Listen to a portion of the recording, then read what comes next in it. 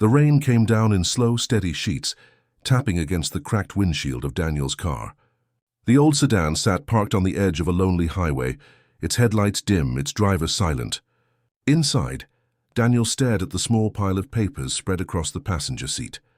Unpaid bills, bank warnings, and one last eviction notice.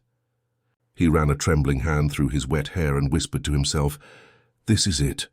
I've got nothing left."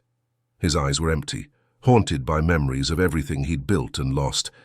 There was a time when his name stood proudly on trucks and blueprints, Daniel Harlow Construction. He had built homes, schools, and offices brick by brick, foundation by foundation. People respected him. He was the man who started from nothing and made something real. But success, he learned, could vanish overnight. It began with a deal that looked perfect, a new housing project outside the city. His business partner, someone he'd trusted like a brother, convinced him to invest everything they had. "This is our future, Daniel," the man had said. "We're going to change the skyline." Daniel believed him. He signed every paper, mortgaged his house, and poured in every cent. Weeks later, the partner vanished, along with the money. Then came the crisis, an economic storm that crushed small businesses like his. Clients backed out. Payments stopped. Lawsuits followed. His workers left. His wife, tired of the constant fear, packed her bags one morning without a word. And Daniel. He was left standing in an empty office, staring at walls once covered with plans and promises. Now, a year later, he had nothing but a car, a few boxes of clothes, and a mind filled with regret. Every day felt the same. Drive aimlessly, think about what could have been, and try not to break apart. But tonight felt different. Something inside him was slipping. The loneliness was too loud, the darkness too heavy. He sat there, gripping the steering wheel, the world outside blurred by rain. The radio whispered static. He didn't know what to do, nor if there was anything left to do. Then, through the fog on the window, a small glow caught his eye. It was a diner, its neon sign flickering, half the letters dead. Varkens die Medular, a tiny place at the edge of the road, surrounded by nothing but trees and silence. For some reason, that weak light called to him. Maybe it was warmth. Maybe it was hope. Maybe just a reason to step out of the car before he fell apart completely. He turned off the engine, pushed open the door, and stepped into the rain. Inside the diner, the air was warm, smelling of coffee and old wood. The clock above the counter ticked softly. A few customers sat in silence, a truck driver reading a newspaper, an old couple sharing pie. Behind the counter, wiping down tables, was a young woman. Her hair was tied back and her eyes looked tired but gentle. She wore a plain apron, a name tag that said Emma, and a quiet kind of strength. When she saw Daniel walk in soaked and shivering, she offered a small smile. "Long night?" she asked, handing him a napkin. "You could say that," he said softly, sliding into a booth by the window. She brought him coffee, black, hot and strong, and left him alone. Daniel looked around. The diner was old but alive, filled with a calm rhythm. Plates clinking, rain tapping, a soft hum of an old ceiling fan. For the first time in weeks, he felt a little still. He sipped his coffee, staring at his reflection in the dark window. He barely recognized himself. Hollow cheeks, red eyes. A man crushed by too many yesterdays. He thought about his wife's last words. "You're not the man I married anymore." Maybe she was right. In the corner, Emma wiped down another table, glancing at him from time to time. She had seen faces like his before, lost, broken, trying to disappear behind a cup of coffee. To most, Emma was just a waitress, polite, quiet, invisible. But behind her calm smile, she carried her own storms. She worked 2 jobs, this diner and a grocery store, just to keep her little brother in school. Their parents were gone. It was just the 2 of them now, in a small apartment above the laundromat across town. What no one knew, not her co-workers, not the customers, not even her brother, was that every night, after the world went to sleep, Emma wrote songs. Words poured out of her like whispers from the soul, songs about loss, about dreams, about hope that refused to die. She kept a small guitar under her bed, the same one her mother gave her when she was 12. Music was her secret world, the only place she could breathe. But dreams didn't pay rent and songs didn't buy food. So she sang quietly, only when the diner was empty, to the coffee cups, to the rain, to no one at all. Tonight, though, something was different. The man sitting by the window, there was something in his eyes, a sadness she recognized, the kind that came from trying too hard, losing too much. When their eyes met for a brief second, Emma smiled. It was small but real, the kind of smile that says you're not invisible. Someone sees you, Daniel nodded back, unsure why that tiny kindness made his throat tighten. He didn't know it yet, but this place, this old diner, this tired waitress with a secret, would become the turning point of his story, and Emma. She had no idea that the stranger by the window would change her life too. Outside, the rain kept falling, washing away the past drop by drop. The night grew colder, the rain softening into mist outside the diner's windows. Daniel sat in his booth, half-finished coffee growing cold, lost in thought. The quiet hum of conversation had faded. Most of the customers had gone home. Only a few remained. An old man snoring by the counter, a trucker paying his bill, and Emma wiping down the last few tables. He stared into the dark swirl of his cup, thinking about the wreckage of his life. Every memory felt heavy. The sound of his office door closing for the last time, the silence in the house after his wife left, the phone calls from the bank that he stopped answering. His chest ached, a dull, constant pain. He rubbed his face with his hands, trying to steady himself. "What's next?" he whispered. "What's left? Another refill?" Daniel looked up, startled. Emma stood beside the table, coffee pot in hand. Her eyes were kind but curious. He nodded. "Sure, why not?" She poured gently, then hesitated. "You look like you've had a rough one." He gave a sad laugh. "Rough one? Try rough year." Emma didn't pry. She just nodded, understanding in her silence. Then softly she said, "Some storms don't last forever. Even the worst ones pass." Daniel looked at her, surprised. She said it like she meant it, like someone who'd stood in the rain before. "Maybe," he said quietly. "But sometimes the rain takes everything with it." Emma smiled faintly. "Sometimes it brings something new." Her words lingered. Then she walked away, humming under her breath, a soft, delicate melody. It floated across the diner like a whisper of light. Daniel froze, listening, her voice. It was raw, pure, filled with something he hadn't felt in a long time. Hope. He turned slightly, watching as she moved behind the counter, putting things away, humming to herself. It wasn't just background noise. It was a song carrying a story. When she thought no one was watching, she reached under the counter and pulled out a small old guitar. The wood was scratched, the strings worn, but her hands touched it like it was something precious. Daniel leaned forward, drawn in. Emma looked around. The diner was nearly empty.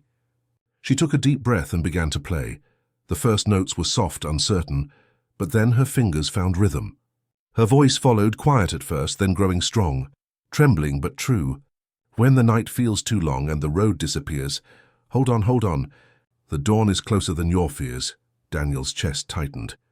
The lyrics felt personal, as if she was singing directly to him, to the man drowning in his own failures. "You're not the broken things you've lost. You're more than what you've done. Sometimes you have to lose the light, to see where hope comes from." Her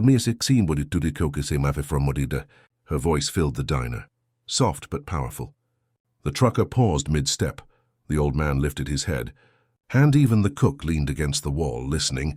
For a few minutes, the world outside, the rain, the darkness, the loneliness, all of it disappeared. There was only her voice carrying warmth into cold hearts. When the last note faded, silence hung in the air, not empty, but full. Then, softly, Daniel clapped. Emma turned, startled. She hadn't realized anyone was really listening. Her cheeks flushed pink. "Oh, sorry," she murmured, setting the guitar down. "Didn't mean to disturb anyone." "Disturb," Daniel said, still clapping slowly. "That was incredible." She shook her head, smiling shyly. "Just something I do to stay sane. Helps me forget for a while." "Well," he said, leaning forward, "you shouldn't be hiding that. That voice, those words, they mean something." Her eyes lowered. "Meaning doesn't pay rent." Daniel's smile faded. He knew that truth too well. "Yeah, I get that." She looked up then, curiosity softening her expression. "What about you? You've got that look. Like someone carrying too much." He gave a dry laugh. I used to have a business, lost it. Lost everything, really. I'm sorry, she said gently. He shrugged. It's life, I guess. She hesitated, then said quietly, sometimes life breaks things, so we can rebuild them better. Her words sank deep. He stared at her for a moment, unsure why this stranger's kindness hit him so hard. After a while, Emma went back to wiping tables, and Daniel sat silently, her song still echoing in his mind. The melody repeated like a heartbeat. Hold on, hold on. He thought of the papers in his car, the debts, the failures, all the signs telling him it was over. Yet something inside him had shifted. The next morning, Daniel woke in the driver's seat of his car, his neck aching from the awkward position. The sky was pale grey, the streets quiet. For a moment he forgot where he was. Then he saw the diner sign flickering across the street, the same small glow that had pulled him in last night. Emma's voice still echoed in his head. Soft, strong, full of something he'd thought was gone forever. Hold on, hold on. The dawn is closer than your fears. He sat there staring at that sign, replaying every note. It had been years since music made him feel anything. He used to love it, back when life was simple, before bills and deadlines and betrayal took the joy out of everything.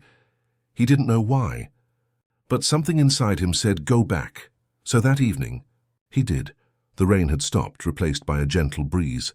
The diner looked the same, quiet, tired, yet somehow welcoming. As he stepped inside, the bell above the door chimed. Emma was behind the counter, her hair tied back, sleeves rolled up, moving quickly between tables. When she saw him, she smiled. You again, she said lightly. Thought you'd be halfway down the highway by now. Daniel smiled back.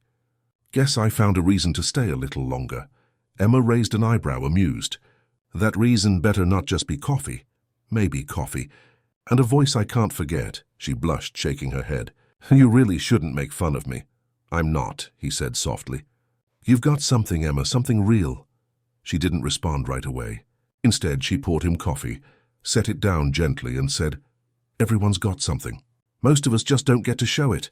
There was a weight behind her words, a quiet truth that hung between them. Daniel leaned back in the booth, studying her as she worked. She moved with purpose, not grace, always busy, always alert, like someone used to carrying more than she should. When the last customer left, Emma finally sat across from him, sighing. You know, I usually don't sing when people are around. I'm glad you did, he said. You made a broken man feel something again. She tilted her head. Broken man? Daniel stared at his cup, swirling the dark liquid. I had a company once. A good one. Hired people, built homes, made something I could be proud of. Then one bad deal, one wrong person, and it was gone. Just like that, Emma's eyes softened. You trusted the wrong person, he nodded. Someone I thought was a friend. He disappeared with the money. Left me with the debt. That must have hurt, she said quietly. It did. But what hurt more was watching everything else fall apart after that. My wife left. My friends disappeared. I started pushing people away before they could walk out too. For a while, neither spoke. The hum of the ceiling fan filled the silence. Then Emma said, You know what's funny? People always say failure teaches you something. But they never tell you how heavy it feels while you're learning. Daniel looked at her, really looked. Behind her smile, he saw it, the same heaviness he carried. What about you? He asked. You got a voice like that, but you're here working nights. What's your story? Emma hesitated, tapping her fingers on the table. My mom used to sing. She taught me everything. When she passed, I stopped for a while. Then my dad left, and it was just me and my brother. I had to work. Music didn't fit anywhere anymore. Your brother? She nodded. He's 16, smart kid, wants to be an engineer. I'm trying to keep him in school. That's why I'm here. Daniel felt a pang in his chest, admiration mixed with sadness. You gave up your dream for his, she smiled faintly. Maybe one day when things are better, I'll sing again. Until then, I write songs no one hears. Daniel leaned forward, his voice quiet but firm. You shouldn't wait for one day. You've got a gift, Emma. People need to hear it. She shook her head. Dreams are expensive, Daniel. They don't pay rent. He stared down at his hands, the same hands that used to build houses, now empty. Maybe, but dreams are the only reason some of us keep moving. She smiled softly. I sound like a man trying to convince himself of that. Maybe I am. They both laughed, not loud, but genuine. For the first time in a long time, Daniel felt a connection, fragile but real. Two people, both broken in different ways, sitting across from each other sharing stories in a quiet diner. As the clock ticked past midnight, Emma stood up. "I've got to close up." Daniel slid out of the booth, reaching for his coat. "I'll get out of your way." She wiped down the counter, then glanced at him one last time. "Hey, Daniel." "Yeah, come by again. You look like someone who needs a place to think." He smiled. "Maybe I'll do that." Outside, the night air was cool, carrying the faint scent of rain and coffee. Daniel looked back through the diner window. Emma was cleaning tables, humming softly, unaware that her quiet voice had already begun to heal someone. As he walked to his car, he realized something. For the first time in months, he wasn't running away. He was coming back to something that felt almost like hope. The next few evenings became a quiet rhythm. Every night, Daniel returned to the little diner at the edge of the road, and every night Emma was there, moving between tables with the same calm grace, always with that soft, distant smile. It wasn't just about the coffee anymore. Daniel came for the company, for the sound of her voice humming faintly behind the counter, for the way her laughter filled the silence he used to fear. For the first time in months, he wasn't thinking about what he'd lost. He was thinking about what might still be found. One night after the dinner rush ended, Emma sat across from him again. "Oh, you really do keep coming back," she said with a small grin. Daniel shrugged, pretending to study the menu he never ordered from. "Maybe I'm just loyal to good coffee." "Or maybe," she teased, "you've run out of places to hide." That made him laugh, a real deep laugh he hadn't heard from himself in ages. "You might be right about that." They talked easily now. He told her stories from the old days, when his company was thriving, when he used to travel for projects, when he felt unstoppable. Emma listened, fascinated but never envious. When it was her turn, she spoke about her brother, Liam, a quiet kid with big dreams and bigger worries. She told him about her mother's guitar, about the songs she wrote after midnight when no one could hear. Every detail drew Daniel in deeper. She was so full of life, yet she lived trapped behind routine and responsibility. One evening, as she cleared the last table, he finally said what had been circling in his mind for days. "Emma, can I ask you something?" "Sure," she said, stacking plates. "Why don't you sing anywhere else? A local club, an open mic, even online. You've got a voice people should hear." She froze for a second, caught off guard. "Me? No, I'm not that kind of singer." "What kind is that?" "The kind who gets noticed," she said, laughing softly. "I sing for myself, for peace." "That's enough." Daniel shook his head. "Peace is good. But sometimes sharing your gift gives peace to others too." Emma stopped wiping the counter, eyes softening. "I used to believe that," she admitted. "Back when I thought dreams could come true. But now life's different. Music doesn't feed you." He studied her for a long moment. "You sound like someone who gave up before she really tried." Her smile faded, but her voice stayed gentle. "And you sound like someone who still believes in something, even after everything." Daniel looked down, tapping his fingers on the table. "Maybe that's all I have left, belief. I've lost money, friends, my business. But maybe I haven't lost the part that can see potential in someone else." Emma tilted her head. "What do you mean?" "I used to help young artists, back when my company was stable. Sponsored a few local talents, helped them get seen, recorded, published. I wasn't just a builder of buildings. I liked building people too," Emma blinked. "You did that?" "Yeah, and if I still had the connections, maybe I could do it again." She leaned on the counter, arms crossed. "And you think I could be one of them?" "I don't think," he said quietly. "I know," she looked away, unsure. "Even if you're right, I don't have time. Between shifts and bills, I can't chase something uncertain." Daniel's voice softened. "What if it's not uncertain? What if it's your way out? Not just for you, but for your brother?" Her eyes flickered with something. Curiosity, hope, fear. "Daniel, I can't ask you to—" "You're not asking," he interrupted. "I'm offering. Because I need this too. I need a reason to rebuild. And helping you might just be the start." For a long moment, she said nothing. The only sound was the low buzz of the neon sign outside. Finally, she whispered, "You really believe I can make it?" He nodded. "I've seen hundreds of people chase this. Few had what you do, heart, story, truth. People don't want perfect voices anymore. They want real ones. And yours is real." Her throat tightened. "What if I fail? Daniel gave a half-smile. Then you'll fail trying. That's more than most do. Silence hung between them again, not uncomfortable but heavy with possibility. She finally exhaled. Okay, she said softly. Let's try. But I don't even know where to start. A spark lit in Daniel's eyes. A flicker of the man he used to be. Leave that to me. I might not have much left, but I know people. I'll find someone who'll listen. Emma nodded slowly, unsure whether to be excited or terrified. You're serious about this, aren't you? Dead serious, he said. You've got a story worth telling. I just want to help you tell it. For the first time in years, Daniel felt purpose stir in his chest, a quiet certainty that maybe, just maybe, his life wasn't done yet. And across the counter, Emma felt something too, the first fragile stir of belief. The next few days felt different. The air around Daniel carried a quiet purpose, something he hadn't felt in a long time. He woke early, shaved, even ironed his shirt before heading to the diner. He wasn't a lost man drifting anymore. He had a goal. When he pushed open the door, the bell chimed as usual, but this time Emma was waiting. She looked nervous, like someone about to do something she'd been avoiding for years. You sure about this? She asked as he slid into his usual booth. Daniel nodded. You said you'd try. That's all that matters, she bit her lip. I don't know where to start. I'm not a performer, Daniel. I'm just a waitress, he interrupted gently. No, you're a singer who happens to work here. There's a difference. Emma let out a shaky laugh. You always make things sound possible. He smiled. That's because they are. That afternoon they made a plan.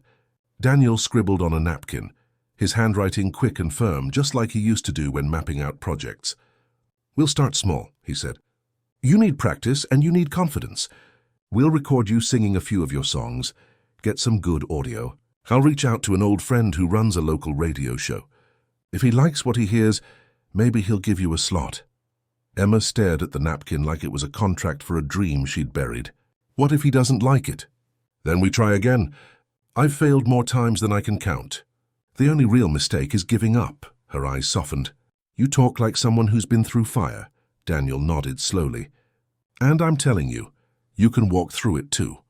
That night, after closing time, they began. The diner lights were dim, the chairs stacked, and the world outside was silent. Daniel set up his old phone on the counter, balancing it on a pile of coffee mugs to record. Emma held her mother's guitar, fingers trembling slightly. Hey, he said gently. It's just me, no one else. You've got this. She looked at him, took a deep breath, and started to play. Her voice filled the room, soft at first, then stronger, braver. She sang one of her own songs, a piece about second chances and quiet strength. Daniel stood still, listening, completely absorbed. Every word she sang hit something inside him, the part that still believed in redemption. When she finished, her eyes were wet, her chest rising and falling fast. Was that okay? Okay? He said, shaking his head. Emma, that was real. People don't forget voices like yours. She smiled nervously. You think so? I know so. Now let's record one more. They worked for hours, laughing between takes, re-recording lines, adjusting the sound. Daniel gave small tips, drawing from memories of coaching young talents years ago. Breathe deeper. Let the words carry you. Don't sing it, feel it. And she did. By midnight they had 3 recordings. Daniel played them back, nodding in satisfaction. You hear that, he said. That's hope on tape. Emma chuckled. Oh, you really think someone will listen? He looked her straight in the eyes. I would. And I bet I'm not the only one. The next day, Daniel sat in his car with his phone, scrolling through contacts he hadn't touched in years. So many numbers were dead. Old ties cut when his business collapsed. But then, one name. Marcus Rayner. Marcus had once hosted a local music show, spotlighting unknown artists. He owed Daniel a favor. A big one. Daniel hesitated, thumb hovering over the call button. He hadn't spoken to Marcus since before everything fell apart. He wasn't sure if the man would even remember him. But for Emma, he had to try. The line rang 3 times. Then, Rayner here. Daniel froze for a second, then forced a smile into his voice. Marcus, it's Daniel Harlow. A pause. Then a surprised laugh. Daniel? Man, it's been ages. Heard you hit a rough patch. Yeah, still standing, though. Listen, I've got someone you need to hear. She's special, Marcus. Real talent. Reminds me of why we both started doing this. Another pause. Send me something. If she's good, maybe we can fit her in for the local showcase next week. Daniel grinned. You won't regret it. After hanging up, he felt his heart pounding. He hadn't felt this alive in years that evening, he told Emma. Her eyes went wide. A showcase? Daniel, I can't. You can, he said firmly. This is it. This is your first step. She looked terrified, twisting her apron in her hands. I've never sung in front of a crowd. He placed a steady hand on the counter. Then this will be the first time. I'll be there. You won't be alone. Tears welled in her eyes. Why are you doing this for me? Daniel hesitated, then said softly, because helping you find your voice might help me find mine again. Emma nodded slowly, swallowing her fear. Okay, I'll do it. In the days that followed, the diner became their rehearsal hall. Daniel coached, encouraged, and believed. Emma practiced until her voice cracked, then practiced more. One night she sang a song she wrote for her mother, soft, aching, beautiful. Daniel stood silently, hands in his pockets, eyes glistening. That's the one, he said. That's the song that will tell them who you are. When she finished, she looked at him with a mix of fear and gratitude. What if I mess up? He smiled. Then you start again. That's what life is, and starting again. And for the first time, Emma truly believed him. The night of the showcase arrived faster than either of them expected. The city streets shimmered under glowing streetlights, and the small music venue buzzed with quiet anticipation. Inside, rows of folding chairs faced a modest stage framed by string lights. The scent of old wood and coffee filled the air. Daniel parked his car a few blocks away. For a moment, he just sat there, hands gripping the steering wheel. He felt the weight of the moment, not just for Emma, but for himself. Helping her chase this dream had pulled him out of his own darkness. Now he needed to see it through. Emma sat beside him, clutching her guitar. She wore a simple dress, soft blue like the dawn. Her hair was tied back loosely, and her eyes shimmered with a mix of fear and hope. I can't do this, she whispered, shaking her head. Daniel, look at them. They're all real musicians. What if they laugh at me? He turned to her, voice steady. They won't laugh. And even if they do, remember, you're not singing for them. You're singing for the part of you that refused to quit. Her hands trembled. What if I forget the words? Then you hum. You breathe. You find your way back. He smiled gently. Emma, you've been hiding your light for too long. Tonight you let it shine. She took a deep breath, eyes fixed on the stage entrance ahead. And if I fail? Daniel reached over, squeezing her hand. Then we try again. But you won't. I believe in you. That word, believe, seemed to settle her. Slowly she nodded. They stepped into the venue together. The hum of voices wrapped around them. Local artists tuning guitars, checking microphones, chatting with friends. The stage manager called out names, guiding each performer through soundcheck. When Emma gave her name, the manager scanned the list and smiled. You're new, huh? First time? Emma nodded nervously. Well, he said kindly, there's only one first time. Make it count. Backstage, Daniel stood behind the curtain, watching performers come and go. Some sang with loud confidence, others with shaky voices. Each had their moment. But none of them carried what Emma had, a story behind every note. As her turn approached, she pressed her palms together, whispering something under her breath. Maybe a prayer, maybe a promise. The MC called her name. Next up, Emma Cole. The applause was polite, curious. Emma stepped into the light. For a heartbeat, she froze.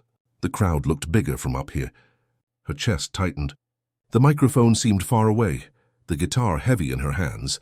Then she saw him, Daniel standing at the back, hands folded, nodding once. His eyes told her everything. You're ready. She took a deep breath and stepped forward. Hi, she said softly, her voice trembling at first. I'm Emma. This is a song I wrote for someone I lost, and for everyone who's ever tried to find their way back. The crowd quieted. Even the hum of conversation faded. She strummed the first chord. And then the voice that had once been hidden behind coffee cups and late-night tears filled the room. Gentle, aching, honest, every word carried truth and about love, loss, resilience. It wasn't perfect. Her voice cracked once, her hand slipped on a chord, but no one cared. Because what they heard was real. In the back, Daniel felt his eyes sting. She wasn't just singing, she was healing. By the final chorus, the room was still. The air itself seemed to listen, and when she sang the last note, a hush hung for half a second. Then applause burst like a wave. People rose to their feet. Some wiped their eyes. Emma stood frozen, tears sliding down her cheeks, unable to believe what she was hearing. Daniel was already clapping. Grinning wide, pride shining through the lines on his face. She bowed slightly, whispering "thank you," before walking off stage. Back in the wings, she dropped her guitar and ran straight into Daniel's arms. "I did it," she gasped. "I actually did it." He laughed softly. "I told you. You were meant for this." She pulled back, eyes sparkling. "Daniel, they were cheering for me." "No one's ever done that before. You earned it," he said. "Every second." Before they could say more, the stage manager approached. "Hey, that was beautiful. Marcus wants to talk to you," Emma blinked. "Marcus?" Daniel smiled. "My friend. The one I called." Moments later, Marcus Rayner, tall with a kind face and radio host's voice, shook Emma's hand. "You've got something rare, Emma. Real heart. I'd like to feature you on my show next week. A live segment, just you and your songs." Emma's jaw dropped. I don't know what to say." "Say yes," Marcus said warmly. Morning sunlight spilled through the diner's windows, bathing the worn tables in gold. The place buzzed softly, the hum of conversation, the clink of cups, the hiss of coffee. Yet amid the routine there was something new, whispers about Emma, about the song, about the girl who made a crowd cry. Emma poured coffee with a bright smile, her apron still on, though now everyone seemed to see her differently. Some customers asked shyly, "Was that really you?" Others just gave her knowing nods, as if they'd witnessed something bigger than themselves. Behind the counter, Daniel sipped his coffee quietly, watching it all unfold. There was pride in his eyes, but also something else. Reflection. Emma joined him on break, sliding into the booth. "It still doesn't feel real," she said softly, shaking her head. "That night. It changed everything," Daniel smiled. "That's what happens when you show the world who you are." She looked at him, serious now. "I never could have done it without you. You saw me when no one else did." He nodded, taking a slow breath. "Maybe that's because I know what it feels like to be invisible." Emma frowned gently. "You helped me find my path, Daniel. But what about yours?" He looked out the window where the street stretched long and quiet. "I've been thinking about that," he said finally. "For years I blamed everyone else. My partner, the economy, life. But the truth is, I stopped believing. I let failure define me. Helping you reminded me that I still have something left to give." Emma leaned forward. "Then give it. Don't hide anymore." He laughed lightly. "You sound like me now. Maybe you needed to hear it." For a moment, silence fell between them, comfortable, full of understanding. Later that week, they met Marcus at the local radio station. A small building, old equipment, the smell of warm circuits and paper. Emma stood before the microphone, headphones on, heart racing. Daniel stood in the control room beside Marcus, watching through the glass. The red light blinked. On air. Marcus's voice came smooth and confident. "Listeners, you're in for something special today. A young woman whose voice stole the show at last weekend's local showcase. Please welcome Emma Cole." Emma swallowed hard, smiled, and began. The first chord rang out, soft, steady. Her voice flowed through the mic, through the wires, across the airwaves, reaching people she couldn't even see. Some listening in cars, some in kitchens, some alone, all pausing to feel something real. Daniel watched, proud. This wasn't just a performance. It was a transformation. A girl who once hid behind dishes and diner lights now stood where the world could hear her. When the song ended, Marcus leaned in. "That," he said into the mic, "was pure heart. Emma says, how does it feel to finally share your voice?" She smiled, eyes bright. "It feels free." After the show, as they stepped outside, the sun warm on their faces, Emma turned to Daniel. "You think my mom would have been proud?" He nodded. "She already is." Then she looked at him differently, a seriousness in her gaze. "Daniel, what will you do now?" He hesitated. "I don't know. Maybe rebuild. Maybe start again. I've been thinking about restarting my company, smaller this time. Honest, steady work. Something real." "You should," she said. "You helped me chase my dream. Now chase yours." He smiled softly. "You're quite the teacher now." She laughed, light and full. Guess we both learned. Weeks passed. Emma's performance spread online, shared by local pages and radio listeners. Soon a music blogger wrote about her, a voice born from quiet places. Invitations followed, say, a cafe gig, a small festival, more radio. Each time Daniel was there cheering from the side, hands clasped, eyes shining. But something else began too, Daniel's own rise. With Emma's encouragement, he called old contacts, rebuilt trust, took small projects. Repairing porches, restoring homes, helping others rebuild what was broken. Slowly, word spread, Daniel Harlow's back. One evening after Emma's show, they sat outside under the stars, the air cool, the world calm. You know, Daniel said, looking up, I used to think my story ended the day I lost everything, but maybe that was just the middle.